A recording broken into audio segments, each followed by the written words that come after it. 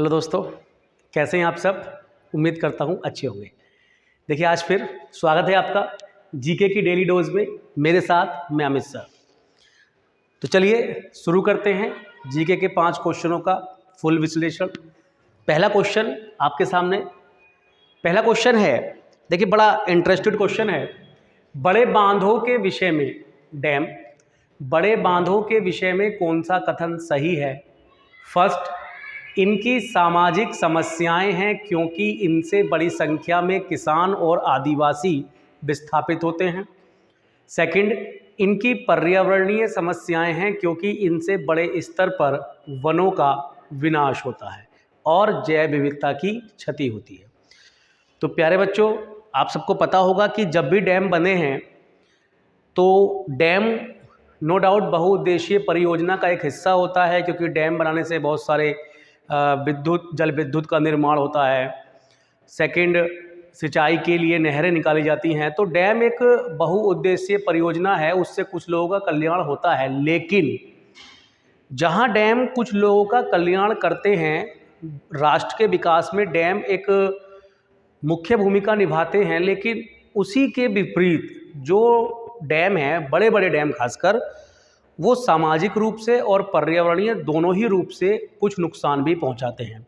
हम देखते हैं जब डैम बनाए जाते हैं तो वहाँ पर रहने वाले, जहाँ से वो जंगलात से निकाले जाते हैं, तो वहाँ पर रहने वाले जो आदिवासी लोग हैं, उनके घर, उनकी संस्कृति पर उसका प्रतिकूल प्रभाव पड़ता है। दूसरा, जहाँ से भी डैम निकाले जाते हैं तो कहीं ना कहीं ज़मीन होगी, लैंड होगी, तो वहाँ के जो किसान हैं उस भूमि से वंचित हो जाते हैं। अब देखिए, सरकार जब किसी की भूमि लेती है तो आप सबको पता है कि मुआवजा देती है, लेकिन मुआवजा से लोग संतुष्ट नहीं हो पाते हैं। इसलिए कहीं ना कहीं डैम का ये एक नेगेटिव है कि सामाजिक क्षेत्र में ये किसानों को और आदिवासियों को प्रभावित करता है, नुकसान पहुंचाता है। उसी प्रकार से जब डैम बनेगा तो जंगलात काटे जाएंगे, बहुत सारे पेड़ पौधे काटे जाएंगे, वन काटे जाएंगे, और जब वन काटे जाते हैं तो जो वन में रहने वाले बहुत सारे जीव होते हैं, जिसको हम जैव विविधता कहते हैं, उस पर भी प्रतिकूल प्रभाव पड़ता है। तो प्यारे बच्चों, ये जो क्वेश्चन है, इस क्वेश्चन का आंसर आप सबके सामने है कि दोनों ही बातें ये सही हैं। बी इसका आंसर होगा, 1 और 2 दोनों। ठीक।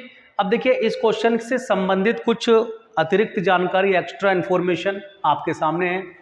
बड़े बांधों की समस्या से जुड़ा आंदोलन नर्मदा बचाओ आंदोलन है। नर्मदा बचाओ आंदोलन नर्मदा नदी पर बनाए जा रहे लगभग 25 बड़े बांधों के विरोध में चलाया गया था, जिसकी प्रमुख लीडर नेता मेधा पाटेकर थी। 1987 से मेधा पाटेकर ने इस मतलब जो मूवमेंट था, इसको काफ़ी जन मूवमेंट बना दिया, पब्लिक के बीच लेकर आई, और फिर इससे बहुत बड़ी बड़ी हस्ती जैसे बाबा आमटे, कुछ बॉलीवुड स्टार ओमपुरी, आमिर खान, ये सब लोग भी इससे आगे जुड़े। और बेसिकली ये जिस डैम के लिए आया था, सरदार सरोवर बांध, पंडित जवाहरलाल नेहरू ने अपने प्रधानमंत्री के कार्यकाल के दौरान उस डैम का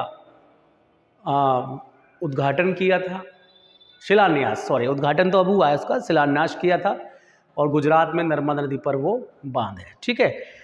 तो मेधा पाटेकर अभी भी लगी हुई हैं। उसके अतिरिक्त कुछ और इन्फॉर्मेशन है। भारत का सबसे पुराना बांध कलनई बांध है, कावेरी नदी तमिलनाडु पर।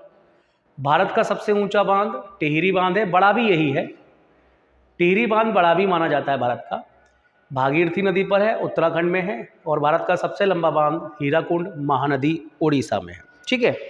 यहाँ पर मैं एक चीज़ और बता देता हूँ आपको एक्स्ट्रा इन्फॉर्मेशन के रूप में, कि जो भागीरथी नदी है वो ना सिर्फ उत्तराखंड में बहती है, बल्कि एक भागीरथी नदी पश्चिमी बंगाल राज्य में भी बहती है। तो कभी कभी ये सवाल भी आता है कि भागीरथी नदी किस राज्य में है, और उसमें उत्तराखंड ऑप्शन में ना होकर पश्चिम बंगाल ऑप्शन में होता है, तो पश्चिम बंगाल भी उसका आंसर सही है। ठीक है प्यारे बच्चों, अगले क्वेश्चन की ओर बढ़ते हैं। अगला क्वेश्चन है क्वेश्चन नंबर 2। निम्नलिखित में से किस कंपनी ने सितंबर 2022 में मून लाइटनिंग के आरोप के तहत अपने 300 कर्मचारियों को बर्खास्त कर दिया था। देखिए, सबसे पहले आप समझना होगा, 4 ऑप्शन आपके सामने हैं, आंसर आपको दिख ही रहा होगा। विप्रो इसका आंसर है, mind entry, Amazon India, Microsoft India, ये सब कंपनियां हैं। लेकिन सवाल यहाँ पर यह है कि ये जो एक टर्मोलॉजी है मून लाइटिंग, ये इस टर्म का मतलब क्या है। तो प्यारे बच्चों, वैसे तो मैंने लिख दिया है लेकिन मैं आपको समझा देता हूँ कि जैसे जब कोई व्यक्ति किसी कंपनी के अधीन एक पूर्णकालिक नौकरी कर रहा होता है, पूर्णकालिक मतलब रजिस्टर्ड है, उस कंपनी में वो रजिस्टर्ड है, उस कंपनी का वो एम्प्लॉय है और उसके काम करने के घंटे भी निश्चित हैं, लेकिन वो कहीं पार्ट टाइम जॉब करने लगे या किसी दूसरी जगह जाके काम करने लगे, तो इसको कहते हैं मून लाइटिंग। ये इंडस्ट्री की क्षेत्र का एक शब्द है, इसको आप ध्यान रखिएगा। तो विप्रो कंपनी ने अपने 300 कर्मचारियों पर यह आरोप लगाया है कि भाई आप अब हमारे यहाँ भी सैलरी ले रहे हो, हमारे यहाँ भी नौकरी कर रहे हो और हमारे साथ साथ आप किसी दूसरी कंपनी में के लिए भी काम कर रहे हो। तो इस आधार पर विप्रो कंपनी ने जो है अपने सदस्यों को बर्खास्त कर दिया है। विप्रो एक आईटी कंपनी है, 1945 में भारत की आईटी कंपनी है, बहुत बड़ी कंपनी है। अजीम प्रेम जी ने इसकी स्थापना की थी। वर्तमान में अजीम प्रेम जी के जो बेटे हैं ऋषभ प्रेम जी, वो इसके कौन है, चेयरमैन है। बंगलुरु में इसका क्या है, हेडक्वार्टर है। ठीक है, इसके अलावा कुछ और कंपनी के बारे में भी इंफॉर्मेशन दी है मैंने आपको। देखिए, अमेजन, स्क्रीनशॉट भी लेते रहें साथ साथ। अमेजन एक ई कॉमर्स कंपनी है, 1994 में स्थापना हुई थी। जेफ बेजोस इसके मालिक हैं, जो दुनिया के सबसे रईस आदमियों में से एक हैं। हेडक्वार्टर इसका सिएटल कहाँ पर है, ये यूएसए में है। सिएटल कहाँ पर है, ये यूएसए में है, सिएटल। ठीक है, हेडक्वार्टर इसका यूएसए सिएटल में है। दूसरी माइक्रोसॉफ्ट कंपनी है। माइक्रोसॉफ्ट कंपनी भी प्रौद्योगिकी सेवा प्रदाता कंपनी है, बहुत सारे विंडो बनाती है, क्लाउड का भी फैसिलिटी देती है, बहुत सारी सेवाएं देती है ना, आप सब जानते हैं। 1975 में माइक्रोसॉफ्ट की स्थापना हुई थी और इसके संस्थापक बिल गेट्स और पॉल एलन हैं। माइंड ट्री कंपनी जो है, ये भी भारत की एक मल्टीनेशनल कंपनी है, बहुराष्ट्रीय सूचना प्रौद्योगिकी और आउटसोर्सिंग कंपनी है। 1999 में इसकी स्थापना की गई थी। बंगलुरु में इसका हेडक्वार्टर है और लार्सन एंड टुब्रो समूह, बहुत ही बड़ा समूह है, आजकल काफ़ी चर्चा में भी है। नई संसद भवन का भी ठेका इसी पे था बनाने का। तो एक बड़ी कंपनी है, बड़ा समूह है, बड़े समूह की एक इकाई है, क्योंकि ये समूह तो कई सेक्टर में काम करता है ना। इनकी कंस्ट्रक्शन कंपनी भी है, जैसे इनकी ये मल्टीनेशनल आईटी कंपनी भी है। तो ये बहुत बड़े समूह है, कई लोग इसमें जुड़े हुए हैं। ठीक, तो इसलिए मैंने इसका कोई संस्थापक नहीं लिखा है। चलिए बढ़ते हैं अगले क्वेश्चन की ओर। Question number 3, Pro Kabaddi League के 9वें संस्करण, जो कि 2022 में हुआ था, नवा संस्करण, उस संस्करण में फाइनल मैच किन दो टीमों के बीच खेला गया था? ऑप्शन है जयपुर पिंक पैंथर पुणे की पलटन, जयपुर पिंक पैंथर दबंग दिल्ली पुणे की पलटन, जयपुर पिंक पैंथर और बंगलुरु बुल्स। तो राइट आंसर बॉक्स में डाल दिया गया है। जो नोवा संस्करण 2022 में हुआ था वो जयपुर पिंक पैंथर और पुणे रीपल्टन में हुआ था और इस मैच को जयपुर पिंक पैंथर ने जीत लिया था। ठीक है, तो देखिए एक्स्ट्रा इन्फॉर्मेशन के रूप में प्रो कबड्डी लीग को पीकेएल कहा जाता है। PKL pro Kabaddi league short form है इसकी। इसका प्रारंभ 2014 में हुआ था। कब हुआ था? 2014। और ये 2014 वाला इसका प्रथम संस्करण था। ये जो प्रथम संस्करण था, इस संस्करण को भी जीता किसने था? जयपुर पिंक पैंथर ने। और अभी लेटेस्ट 2022 में इसका नोवा संस्करण हुआ है, जिससे क्वेश्चन था रिलेटेड। और ये नोवा संस्करण की विजेता टीम भी कौन है? जयपुर पिंक पैंथर है। इसने हराया किस टीम को है? पुणेरी पलटन को हराया है। अगला जो पीकेएल, सॉरी देखिए ये पीएल के लिखा गया है, मिस्टेक, ये पीकेएल है, इसको आप पीकेएल करेंगे, पीकेएल प्रो कबड्डी लीग का 10वां संस्करण जो है वो अभी जल्दी आई थिंक शुरू हो चुका है, चल रहा है। और इसका जो रिजल्ट आएगा वो 2024 की किस में आएगा? जनवरी में आएगा। ठीक है, तो ये ध्यान कर लीजिएगा, नमा संस्करण से ही रिलेटेड अभी तक क्वेश्चन पूछा गया है। लेकिन चूंकि यह क्वेश्चन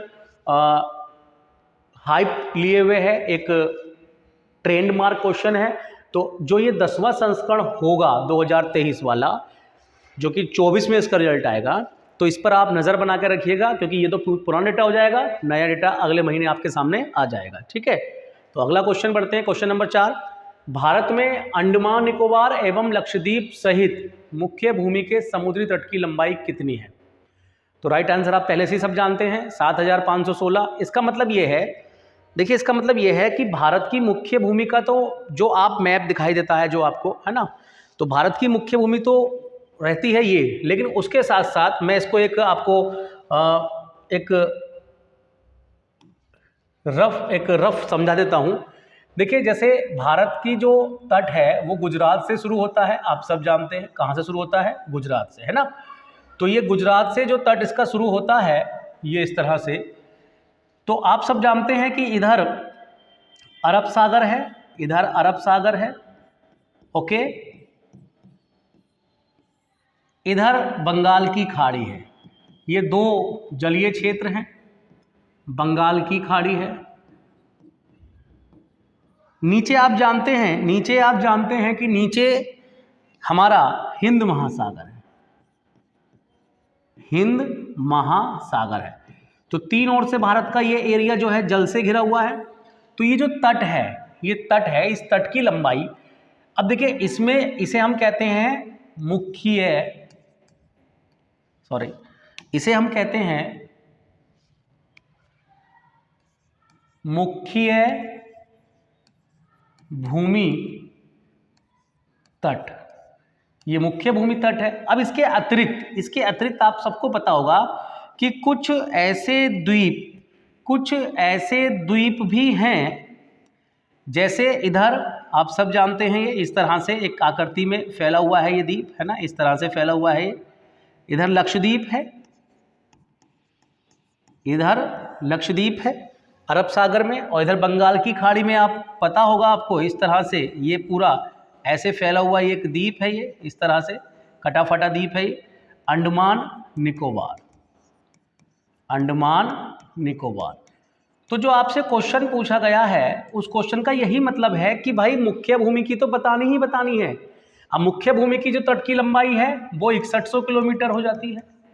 कितनी हो जाती है? 6100 किलोमीटर। ये तो है मुख्य भूमि की, ये यहाँ पर ये इतना बस है ना। लेकिन जब इस मुख्य भूमि में आप द्वीपों को जोड़ देंगे तो फिर इसका आंसर क्या बनकर आता है?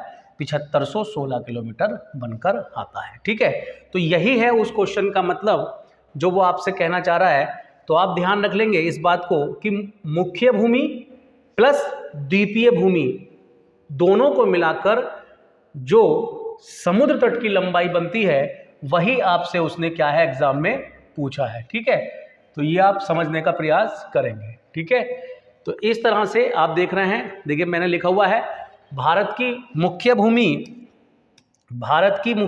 की लंबाई, भारत की मुख्य भूमि की तटरेखा 6100 किलोमीटर है और ये 7516 किलोमीटर है टोटल। द्वीप लगा दिए इसमें। सबसे लंबी तटरेखा वाला राज्य गुजरात है, 1214 किलोमीटर है इसकी। दूसरा सबसे लंबा तट जो है वो आंध्र प्रदेश का है, 974 किलोमीटर है। ठीक है, अब जब इतना पढ़ लिया तो स्थल जो ऊपर वाला पोर्शन बचा हुआ है जो समुद्र से लगा हुआ नहीं है, तो भारत की जो स्थलीय सीमा है वो कितनी है? 15,200 किलोमीटर है। देखिए बहुत सतही ये फैक्ट है, लेकिन आपको ये रिमाइंड रहने चाहिए, रिवाइज करते रहिएगा, क्योंकि इस तरह के क्वेश्चन यदि आते हैं और वो हमसे मिस हो जाएं, गलत हो जाएं, तो वो पाप होता है ना, क्योंकि उसकी माफ़ी नहीं है। क्योंकि वो ऐसा है ना, वो रीचेबल होता है, वो सब उसको ऐसा मान के लिए आपने गलत किया है बाकी सबने सही किया है। तो हमेशा एक बात ध्यान रखें कि जो भी सतही क्वेश्चन है, जो भी फैक्ट है, साधारण फैक्ट है, जनरल फैक्ट है, उस तक आपकी रीच हमेशा होनी चाहिए, और उसको आप बार बार जब उसको आप पढ़ेंगे तो वो अपने आप ही याद हो जाते हैं। ठीक है, अब देखिए अगले क्वेश्चन की ओर बढ़ते हैं हम।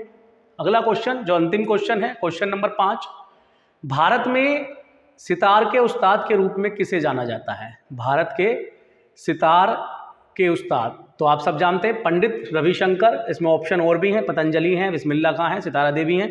तो मैंने यही इनको लिख दिया है। पतंजलि योग के जनक माने जाते हैं, बिस्मिल्लाह खां शहनाई के वादक माने जाते हैं, और सितारा देवी कथक की नर्तकी मानी जाती हैं। ठीक है, पंडित रविशंकर के बारे में कुछ जानकारी, अतिरिक्त जानकारी दे दी है। इनका जन्म 1920 में वाराणसी में हुआ था, मृत्यु 2012 में हुई थी। इनको 2 बड़े पुरस्कार मिले हैं, वैसे तो बहुत सारे पुरस्कार मिले हैं, पद्मश्री वगैरह भी मिले हैं, लेकिन 2 बड़े पुरस्कार जिनकी चर्चा करनी जरूरी है।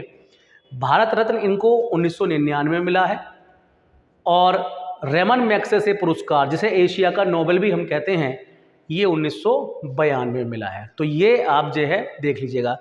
एक बार फिर से देख लेते हैं सारे क्वेश्चन, मुझे थोड़ा सा कुछ हल्का सा डाउट हुआ है। 4, 3, 2 और 1, क्वेश्चन नंबर 1, ठीक है, मैं फिर से देख लेता हूँ। क्वेश्चन नंबर 1 हो चुका है हमारा, मैंने चर्चा कर ली थी इस पे। क्वेश्चन नंबर 2 हो चुका है, क्वेश्चन नंबर 3 भी हो चुका है, क्वेश्चन नंबर 4 भी हो चुका है और क्वेश्चन नंबर 5 भी हो चुका है। जी बिल्कुल, यानी आज की जो वीडियो है वो हमारी सफल वीडियो हो गई है, क्योंकि हमने पांचों क्वेश्चनों का फुल डीएनए कर लिया है, विश्लेषण कर लिया है। इस बात को आप समझिए। देखिए एक चीज़ और है कि एक और इन्फॉर्मेशन मैं आपको बता दूं, हम लोग गूगल क्लासेस ठाकुर द्वारा 2 जनवरी 2024 से उत्तर प्रदेश कांस्टेबल का एक कंप्लीट बैच ऑफलाइन में शुरू करने जा रहे हैं। इस बैच का उद्देश्य, इस बैच का टारगेट एक ही रहेगा कि जितने भी हमारे छात्र और छात्राएं हैं वो सभी वर्दी पहने, खाकी पहने। खाकी बैच, इस जो खाकी बैच इसका शीर्षक भी दिया है हम लोगों ने, और इसमें मैथ, रीजनिंग, जीके और हिंदी यानी 4 घंटे आपको पढ़ाए जाएंगे। साथ ही इन सभी विषयों से संबंधित जो भी उत्तर प्रदेश पुलिस के पिटारे में क्वेश्चन हैं, जो उसने आज तक कहीं ना कहीं पूछे हैं, चाहे कंप्यूटर ऑपरेटर के एग्ज़ाम में पूछे हों, कांस्टेबल में पूछे हों, एसआई में पूछे हों, वगैरह वगैरह, एपीएस वगैरह में, जो भी मतलब पुलिस से रिलेटेड चीज़ें हैं, जो क्वेश्चन आए हैं, उन सभी पर चर्चा करने का एक अतिरिक्त घंटा भी आपको दिया जाएगा, ठीक है। क्योंकि देखिए जैसे मैं पीछे भी ये जीके की डेली डोज जो सीरीज चला रहा हूँ, इसका उद्देश्य भी यही है कि छात्रों को ट्रेंड का पता चलना चाहिए कि जीके किस ओर जा रहा है। तो जब हम विगत वर्षों के आए हुए क्वेश्चनों पर काम करते हैं तो हमें पता चलता है कि ट्रेंड किस ओर है, ठीक है। तो मेरा आप सभी से यही अनुरोध है कि जो हमारा ये बैच है, कांस्टेबल का बैच है, आप इसे आकर ज्वाइन कीजिए और अपना वर्दी पहनने का सपना साकार कीजिए, ठीक है। जय भारत, जय हिंद, धन्यवाद।